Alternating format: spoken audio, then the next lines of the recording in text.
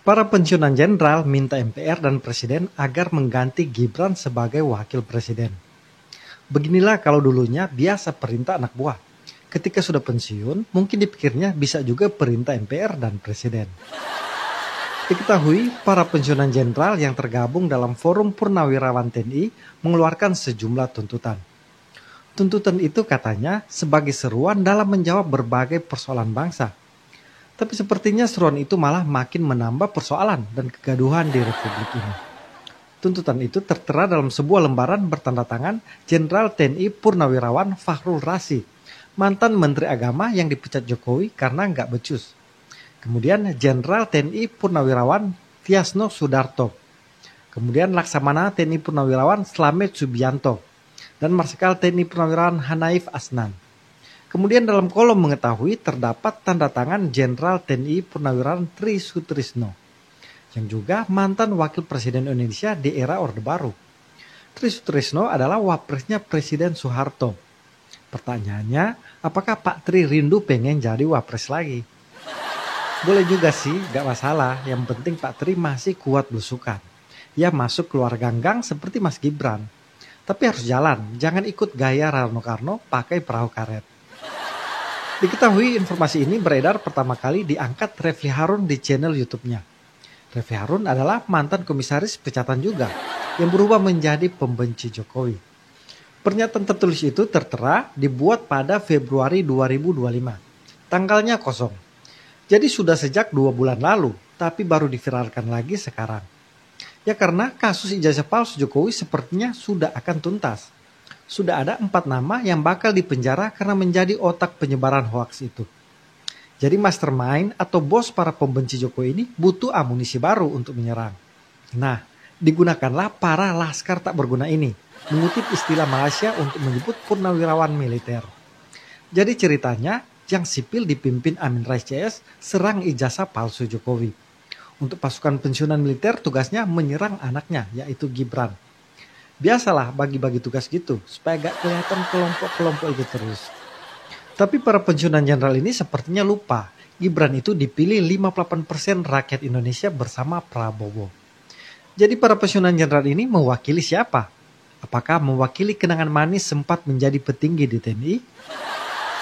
Ingat juga, Gibran bukan anak buah kalian di satuan atau kompi yang seenaknya bisa diperintah atau diganti-ganti. Sepertinya para pensiunan jenderal ini masih merasa diri mereka berkuasa dan bisa mengatur-ngatur. Daripada ikut atur-atur negara, lebih baik main tentara-tentaran bersama cucu. Kalian bersenang-senanglah di hari tua bersama keluarga lebih positif. Daripada ikut pusing dengan urusan negara, yang bukan membantu malahan bikin tambah pusing semuanya. Nah, kalian tahu nggak siapa aktor di belakang para pensiunan jenderal ini? Sebenarnya mudah, saya kasih clue. Siapa yang punya keinginan sama dengan mereka? Saya tambah lagi. Siapa yang saat gugatan di MK saat sengketa Pilpres tuntutannya hampir sama dengan para mantan jenderal ini? Nah itu, mereka kelompok anak Abah dan anak Lobet atau yang disebut juga RT 16 dan RW 24. Dan pasti petinggi-petinggi atau dedengkot anak Abah dan anak Lobet itu dibalik semuanya. Jadi sebenarnya saya prihatin. Di usia senja mereka, para pensiunan jenderal ini menjadi pion atau kaki tangan. Mereka mungkin tidak sadar, hanya diperalat untuk kepentingan politik tertentu. Karena saat putusan MK yang menguntungkan Anies Baswedan dan PDIP Perjuangan di Pilkada serentak lalu, mereka tidak memprotes. Jadi para mantan jenderal ini memiliki standar ganda. Memang mulai pelupa atau pikun karena umur. Jadi yang diingat hanya menguntungkan Gibran yang disorot. Yang putusan yang menguntungkan Anies dan PD Perjuangan lupa. Kan boleh dong mantan jenderal pilih-pilih lupa yang mana. Sebagai mantan jenderal yang pemahamannya luas, harusnya paham setiap putusan MK itu bersifat final dan mengikat. Putusan MK juga bersifat norma yang berlaku untuk semua. Yang kebetulan dimanfaatkan Gibran saat itu. Buktinya, untuk pemilu 2029 nanti akan banyak pemuda bisa memanfaatkan putusan MK tersebut dengan mencalonkan diri sebagai capres ataupun cawapres. Saya juga mau bahas lebih rinci 8 poin tuntutan para mantan jenderal ini. Walaupun sebenarnya yang paling penting mereka maksudkan ya poin Gibran itu, poin ke-8. Yang lain sepertinya hanya bumbu-bumbu supaya terkesan keren. Tuntutan pertama, kembali ke Undang-Undang Dasar 1945 asli sebagai tata hukum politik dan tata tertib pemerintahan. Nah, sepertinya para mantan jenderal ini ingin mengembalikan nostalgia zaman Orde Baru. Karena Undang-Undang Dasar 1945 sebelum amandemen memiliki kelemahan karena memberikan kekuasaan yang sangat besar kepada presiden tanpa mekanisme check and balance yang memadai antar lembaga negara. Selain itu, belum ada jaminan mengenai penegakan hak asasi manusia dan otonomi daerah. Tapi dimaklumilah, ini soal romantisme. Karena biasanya yang lebih tua kan selalu menganggap masa mereka yang lebih baik dari saat ini. Tapi enak, saat itu bapak-bapak ini jenderal atau punya posisi tinggi di TNI. Kalau rakyat jelata ya kayaknya menderita juga. 2. Mendukung program kerja Kabinet Merah Putih yang dikenal sebagai Astacita. Kecuali untuk kelanjutan pembangunan IKN. Kalau poin ini biasalah untuk cari muka ke Prabowo. Tapi ujungnya itu seperti aspirasi anak abah ya. Yang getol menolak IKN. Bahkan ada yang menyebut IKN sebagai kota hantu atau City of Ghosts. 3. Menghentikan PSN PIK 2, PSN Rempang dan kasus-kasus yang serupa dikarenakan sangat merugikan dan menindas masyarakat serta berdampak pada kerusakan lingkungan. Kayaknya ini ada masukan dari Said Didu yang getol menolak PIK 2. Jangan-jangan Said Didu ini intelnya pensiunan jenderal. Mengapa tidak? Gayanya kan sama otoriter, suka memaksakan kehendak dan merasa diri paling benar. 4. Menghentikan tenaga kerja asing Cina yang masuk ke wilayah NKRI dan mengembalikan tenaga kerja Cina ke negara asal. Ini sih namanya rasis, karena kayaknya ada juga tenaga kerja asing dari negara lain. Dan yang lebih penting sebenarnya memperkuat skill tenaga kerja lokal agar mampu bersaing dengan asing.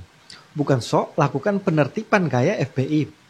Kayaknya FPI sudah dibubarkan. Apakah ini FPI yang baru? Front Pensiunan Jenderal Indonesia? 5. Pemerintah wajib melakukan penertiban pengelolaan pertambangan yang tidak sesuai dengan aturan dan undang-undang dasar. Ini oke lah, tapi katanya banyak juga mantan jenderal mafia tambang. Atau backingan pengusaha tambang maksudnya. 6. Melakukan reshuffle kepada para menteri yang sangat diduga telah melakukan kejahatan korupsi dan mengambil tindakan tegas kepada para pejabat dan aparat negara yang masih terikat dengan kepentingan Presiden ke-7 Jokowi. Kalau untuk yang terbukti korupsi ya oke lah. Tapi kalau menteri yang terkait dengan Jokowi kayaknya bakal bahaya deh. Prabowo kan juga mantan menterinya Jokowi. Apakah Presiden juga harus di-reshuffle? 7. Mengembalikan Polri pada fungsi Kamtipmas di bawah Kemendagri. Maksudnya ini mau menyinggung Polri yang dituduh parcok atau menjadi alat kekuasaan. Kok sama ya tuntutannya dengan partai yang membuat istilah parcok itu? Apa ada juga mantan jenderal di Partai Bantek yang ikut gabung forum ini? 8. Mengusulkan penggantian wakil presiden kepada MPR karena keputusan MK telah melanggar hukum acara MK dan undang-undang kekuasaan kehakiman. Nah ini yang dibahas di awal tadi, yang sepertinya tujuan utama dari pernyataan sikap mereka itu agar Gibran diganti. Pernyataan sikap para forum mantan jenderal ini memang sangat senafas dengan keresahan kubu anak abah dan anak lobet. Sehingga langsung banyak menuai dukungan dari mereka. Salah satunya dari Wakil Ketua PD Perjuangan Deddy Sitorus. Menurutnya itu saran yang bagus, apalagi menuntut agar Gibran diganti. Ya memang sejak gugatan Pilpres lalu ini tujuan utama PD Perjuangan agar Gibran diganti. Jadi nggak heran lah. Bagi saya sih ini tuntutan yang mengada-ngada. Dan pasti tidak mungkin terjadi. Tidak mungkin wapres terpilih seenaknya diganti MPR. Prabowo tentunya juga tidak akan setuju. Karena Prabowo sadar salah satu kekuatan yang membuat dia menang karena Gibran sebagai wapres.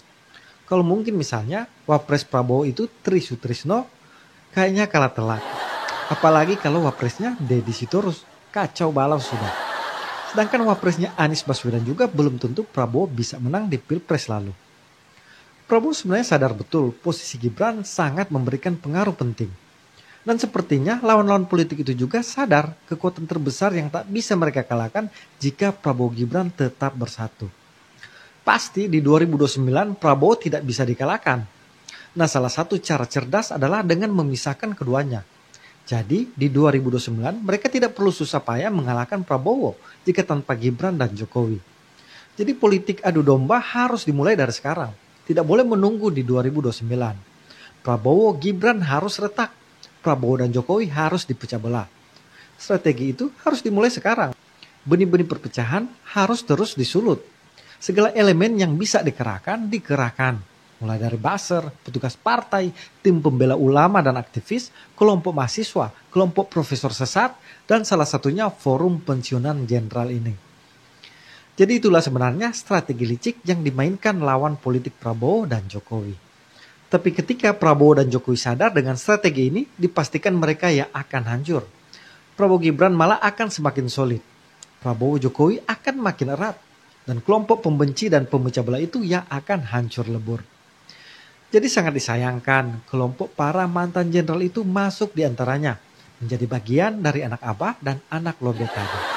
Salam kontra narasi.